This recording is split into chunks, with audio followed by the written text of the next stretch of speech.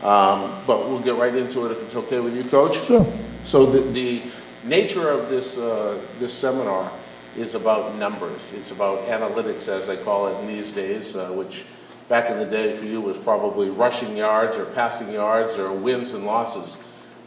As you think back to the days when you were coaching, can you talk a little bit about how it was that you were coaching the players, and was it all gut and intuition, or were there different measurables that you were looking at in trying to assess what it is that they were doing to help their performance? Well, you did measure the best you could, but how would you measure an offensive lineman? Those poor guys, they deserve all the credit. They ain't got any stats, you know what? I mean, receivers got stats and runners got stats, but those poor old offensive linemen, they don't. But we would use statistics as much as we could. In other words, your statistics, it might show a trend you're getting into that your opponents know about. You better change it. You know what?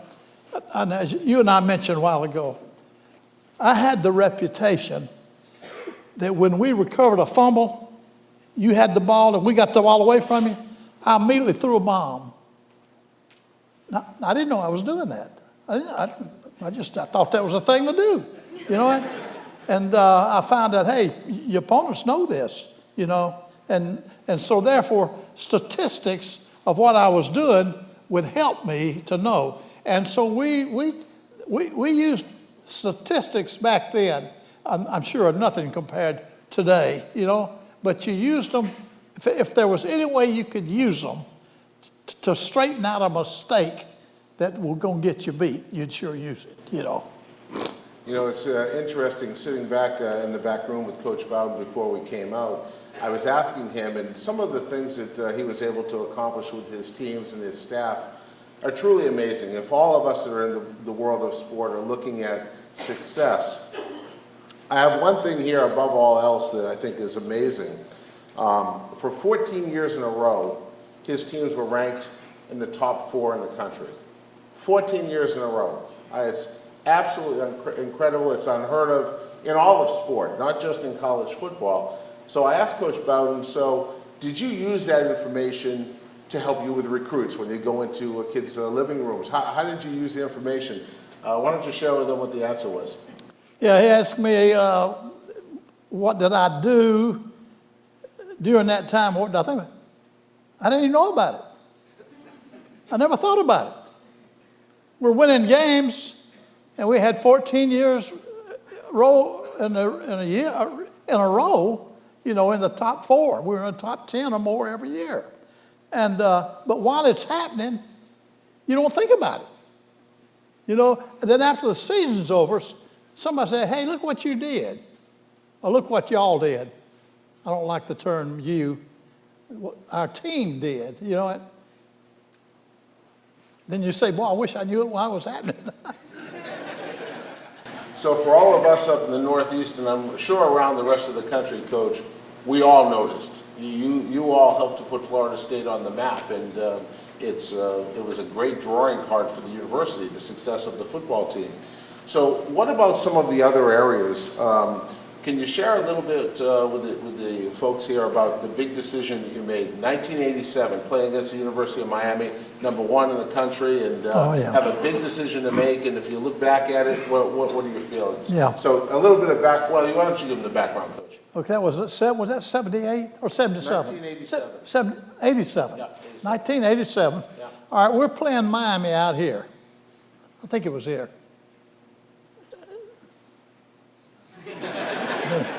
Me too. Wherever we played them, they were leading us with about a minute to go. They were leading us, and we hit a touchdown pass on them, and all we have to do is kick the extra point and tie the game, or you can go for 2, and if you get it, you win the game. If you don't get it, they win. So the odds are kick the dadgum ball. Kick the ball. You get that tied. If there's anything left over, maybe you can get it. And so I sent our kicking team out on the field. So a kicking team's all on the field, right? our offensive team comes off the field, and as they look at me, they are very disappointed. I can tell. Coach, don't you have any faith in us? Coach, we can beat them. Coach, we can. They didn't say that, but I could feel it. You know what? Time out. Get that team off the field. Get that kicking team off the field. Men, go in and run so-and-so, so-and-so. So they go back out, and we didn't make it. We threw a pass. We didn't make it. And I'm going to be honest with you, folks. We probably won more friends that day than anything ever happened when I was here.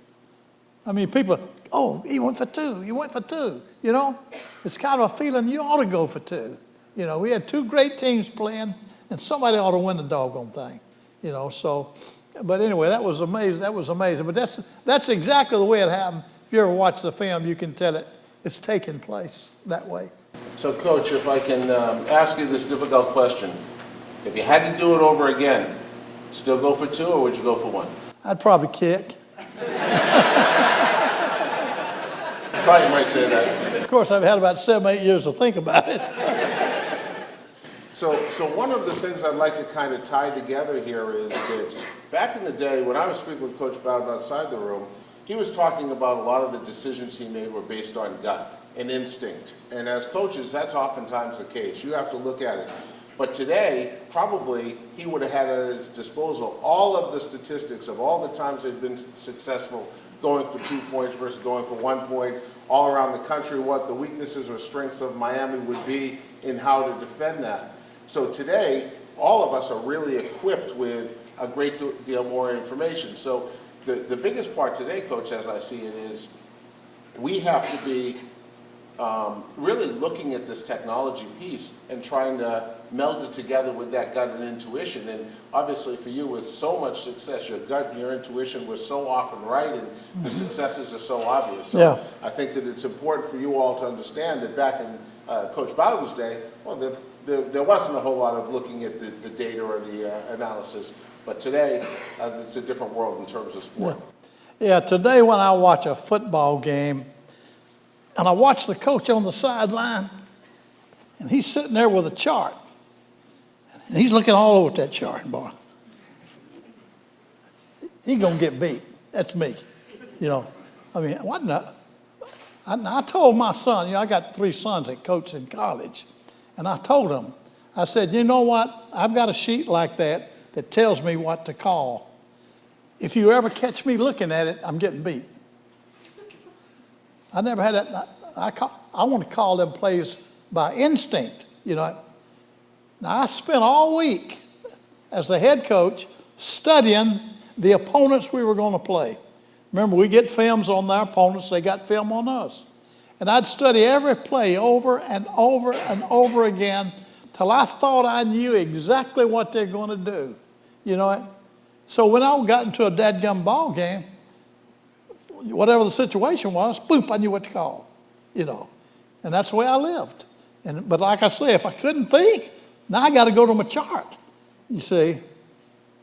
But that thing ain't got no heart, you know. It's just a piece of paper, you know. So anyway, I tried to call out of what I learned the week before studying film, you know. It was successful more than we were unsuccessful. I'd say that's an understatement. You're a lot more successful than unsuccessful, Coach. So when you look back and you see some of these great players that you've had, right? Everyone knows the name Deion Sanders and Dunn and all of these players. When you recruited them, was there anything about them that you were looking at from a numbers point of view? Were you paying attention to their height, their weight, or was it their heart and their strength? And, you know, were you measuring speed? We all hear 4.440 or 4.340 or whatever. Was that stuff important to you, or you know, it seems like it's pretty important these days? That would be very important. Yeah. Knowing the speed, their true speed. Now, if you go into a high school and you ask a coach about a certain player, he's going to be about 3 seconds faster than what he is. You know, he's going to blow him way up, you know. So I want to know definitely what he runs if I can find out. So it helps to know how fast he is really, really important. To me, there's only two things you need in recruiting. I was told this years ago. Can they run? Yeah, he can run. Will he hit? I don't need to know anything else. Can he run and will he hit? You know what? And then of course, you got to qualify to get in school, and he's got to feel like he can graduate from school if he stays there. But it really basically got down to that. But we tried to do as good a job as we could. Character is very important. Character is very important. You better not bring a kid in your program that's independable, that has no character. He's going to get you before it's over. You know what? He's going to lose. He's going to lose you. He's going to turn the boys against everything. You know what? So when you recruit, you be sure to check their character. Check with their mama. Check with their daddy. Check with their high school coach. Check with their sweetheart. Check with everybody that means something to that boy. And by that, you usually come up with the answer. He's a good kid. He's a good kid. You can depend on him. You can count on him. One game, one of my favorite games at Florida State, 1980. We're playing Nebraska up at Nebraska. Now, back in the 80s, Nebraska, you didn't beat them up there. I mean, even Oklahoma had a hard time with them in Nebraska. So we're going up there to play Oklahoma. I mean, not Nebraska. And we got beat the week before by Miami by 1 point, you know. And so we go up there, we're underdogs. But we had got both of our centers hurt in the previous game. First team center, second team center out. Gosh, I don't have a third one. You know, you can't prepare 3 centers all week. You won't be ready. None of them will be ready for Saturday.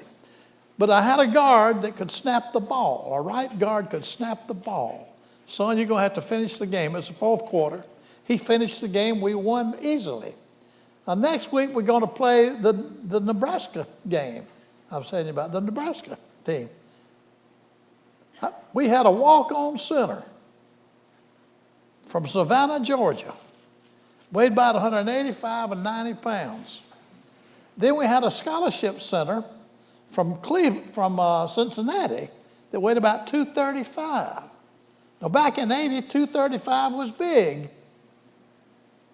You can't even play now at that age. Not on the line of scrimmage, you know. So I told the coaches, get those 2 boys and work them equally all week. We'll decide Thursday which one's going to start. Well, it ended up, the walk-on never fumbled the ball. Never turned it over, boy. My Cincinnati boy, he'd talk about once out of every 5 or 6 plays, he'd fumble or something, get a bad snap. So we had to start that rookie. Hadn't played a down. Probably will never play for Florida State. But we're going to start him at Nebraska. They were third in the nation, you know what? And we ended up beating those guys. We ended up beating them. They had 1st and 3 on our 3-yard line with a minute to go.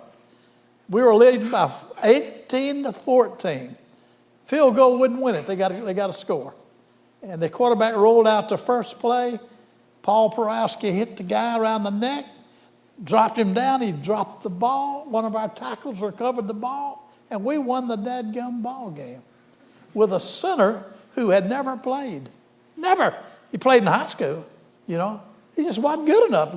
Great kid, you know. And so anyway, I called him in Monday. You know what I did? I gave him a full scholarship. So he graduated from Florida State with a law degree. I don't think I ever heard from him again. Because the next week was Center's back, you know, he couldn't make it. It's a great story, Coach. And what about the memory, huh? To be able to recall all of that from way back in the day. But I think the other part that's really relevant to the conference, and again, for Coach Bowden talking about analytics or statistics, it may be a little different, right? But for you all, you probably heard, well, this walk-on snapped the ball every time and never dropped the ball. Not one fumble, but the other, every 6 play, he was dropping the ball. So in some ways, Coach, you were looking at the analytics, you were looking at the numbers, you were looking at the stats. That's exactly right. We were checking it out. That's about what was happening, and we made our decision on that, you know. I mean, the fact that he couldn't block, that didn't mean nothing. He hadn't blocked that nose guard yet. You know, they had about a 280-pound nose guard on his nose. He ain't blocked him yet. We started running out. I said, every time we went back to pass, we got sacked. You know, so I said, second half, we'll sprint out. We'll sprint to the right or we'll sprint to the left. Maybe the nose guard will go the wrong way. That was our only hope. That was our only hope. So one of the other points that Coach Bowden made was he was talking a little bit about measuring speed and how an important factor it is in football and in all of our sports it's important. But the accurate measure of the speed is also important. So again, back in the day, everyone's doing it with their little stopwatch, you know, inaccurate as can be. And the technology has just grown so much in all of those different areas. So now we have a starting gate and an end gate, and it's all done electronically, and everything is measured to the whatever part of a second it can get to, as small as can be. So again, the idea of having that information, having that data, and looking at it is really helpful. So when you were recruiting back in the day, and you go into these kids' homes, you talked about character being really important. When you're talking with the young men, what are some of the things that were areas of concern to you, or what were the red flags for you? Well, I wanted to see if he was going to class. I wanted to see if he was going to class, see if he was a problem with any of the teachers, get the opinion of the principal and also the advisor and his coach. And like I say, everybody you can find, check out what kind of guy he is. You know what? That's one of the most crucial things there is, and so that. But the speed kills. Speed kills. You know, if you don't have speed, you can't catch speed. You've got to have speed to catch speed. So speed is one of the, I guess, it's probably the most important thing in an athlete. You know. I mean, if two guys are equal, one of them's faster than the other. I'll take that guy that can run fastest, you know. And so no one knows, trying to find out what his speed is, very important in coaching. And a lot of times you couldn't get a speed. Maybe it's from a small high school out in the country that they don't time their players, you know what? Now you got to evaluate. Look at him in film, see if he's running by people. See if he's running by people. See if he's running the ball and there's a guy about to catch him, but he run off and leave him. That's speed, you know. So you look for things like that might help you gauge the speed. So, Coach, can you talk a little bit about your staff? Like all of us now as head coaches, in Europe they call soccer coaches managers.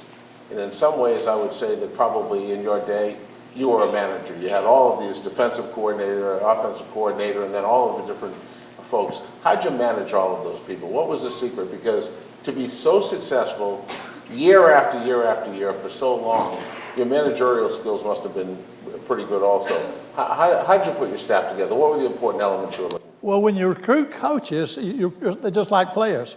Recruit coaches use the same formula that you would for players. You know, what kind of married life does he have? You know, how does he get along with people? I even want to know if they go to church. You know, anything that would tell me he's a good man. You know, and I can depend on him. I can count on him, and that was very big. Like we had offensive coordinator, we had a head coach, offensive coordinator, defensive coordinator, then other assistant coaches. Each one was assigned a different position. Each one had a sector in the state that they recruited. So-and-so you got Miami, so-and-so you got Tampa, so-and-so you got Orlando. You know, everybody has an area, and their job in that area is to find out everything they need to know about the prospects. And so that's what, but it's very, you gotta, boy, hey, it don't take but one bad egg. Now, y'all seen the picture. In fact, I drew it for my coaches one time. I drew a basket. Then I drew about 20 apples up in it. Then I painted one of them dark. I said, this apple's rotten.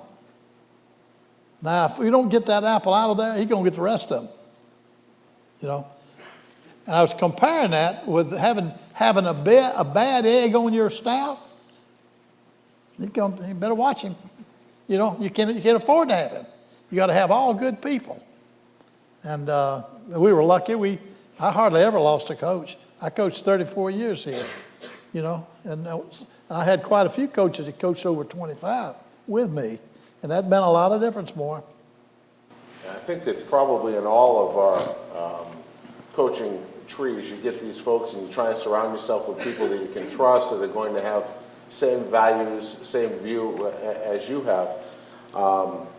Just a quick sidebar. When I first came here, I've been here 15 seasons now. My first year here, one of the first things I did was I reached out to Coach Bowden's office, and I thought that, well, this guy, he's got something right, so I need to figure out exactly what's going on with him to help us to figure out how we can be successful. And Coach Bowden and his staff were gracious enough to make their recruiting coordinator available to me and my staff. So we went in and we sat with them and we talked to them and we picked their brain as to some of the different methodology in terms of recruiting. What is it about Tallahassee that will allow us to bring kids in here? What is it that you all are using?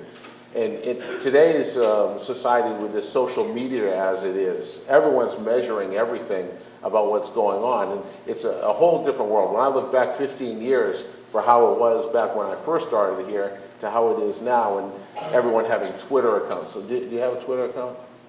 No. I can't even spell it. Yeah. Let's try it. How about Instagram? Instagram? I don't use any of that. I use a computer. You got a computer. Oh, yeah. So, my point, of course, is that even in the short 15 years that I've been here, the way that sport continues to evolve and grow. And I was sharing with Coach Bowden that I'm not a technology guy. My wife will tell you that. Coach, I'm one of these two. Yeah. But I do believe that it is a really important element in developing sport.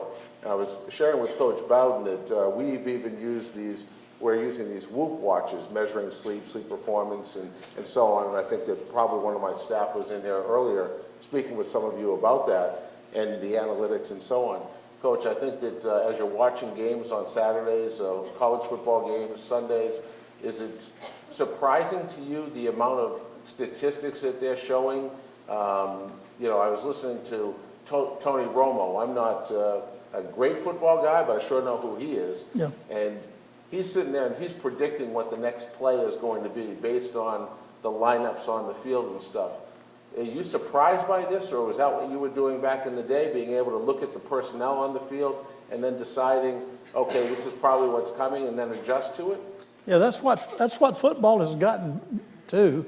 We didn't have as much back in my day as you have now. I mean, you'll watch teams, this team here is on defense, or this team's on offense, and they take this back out and put this back in. This coach over here sees that guy come in. Say, hold it, that guy's a great receiver. I got to get one more defensive back in the game. So he sends a defensive back in there, you know. A lot of that goes on the whole dadgum game. That's way over my head when I was coaching, you know. But they just, yeah, you can look at somebody's formation and you know what plays they can run from that formation. That's very important.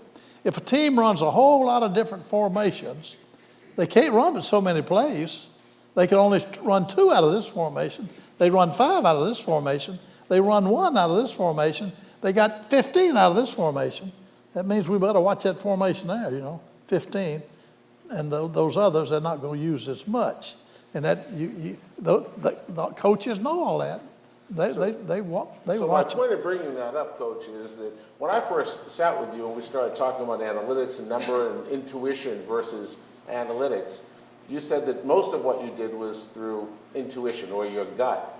Well, I think that maybe you were actually looking and calculating based on their personnel what the chances were that this was going to happen or that was going to happen. So probably in the early days, your assessment analytically of what was going to happen probably was there. But yeah, back in those days, we just called it, we're trusting our gut. Yeah, you try to put it here instead down on paper. Yeah, you exactly. know? Yeah, don't trust the paper. Yeah. Don't trust the paper. Okay.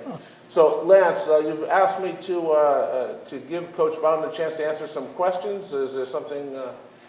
Yes, we have a little bit of time. If you have a question, raise your hand. Let me see who has a question in the audience. Yes, go ahead and stand up, say the question. I'm going to try to repeat it, and then we'll let Coach Bowden answer it. Very similar to our newest head coach, Mr. Norvell. During your tenure here, you expressed how important it was to turn these young athletes into men. So I wanted to know how exactly you develop your players outside of football, turn them into young adults. You hear him? Yes, sir, I got it. So he wants to know, and this is because we're recording it, is as you develop men, just what was your method and how did you know? What was that? How did you develop them as men? How did you develop them as men, not just players? How you develop them as men? Yeah, what did you do to help them grow as people? Well, number one, I believe that a coach needs to set the example. If a coach tells you, hey, lay off that alcohol, then you hear him on Saturday night going down to the bar and getting drunk, you know, that's poor leadership there, you know. So I think the coach has to set the example. That's one thing. And then he's got to demand it out of his players. What if you had great players and you don't demand anything out of them? I think that's one of the problems Florida State had before Coach came in. You know, the coach tell a boy to go do something, instead of running and doing it like he's supposed to, he walks and do it. You know, I couldn't put up with that. You know, you can't either if you're going to win. You know, and so all of that is important in that regard. Thank you. Great question. And just as we wrap this moment here, what a special moment this was today to see two great decision makers. This is phenomenal. And I just want to say personally, when I look at your sport is a business and how you've led your organizations, how you held people to higher standards, you've made everyone better. And both of you gentlemen, the opportunities that you've had in your seasons here, you have transformed Tallahassee. And really thankful for you and what your contributions are. Please help me, and please stay seated because we're going to get a quick picture when the next team comes on, but please, let's give them a round of applause and thank them for coming today.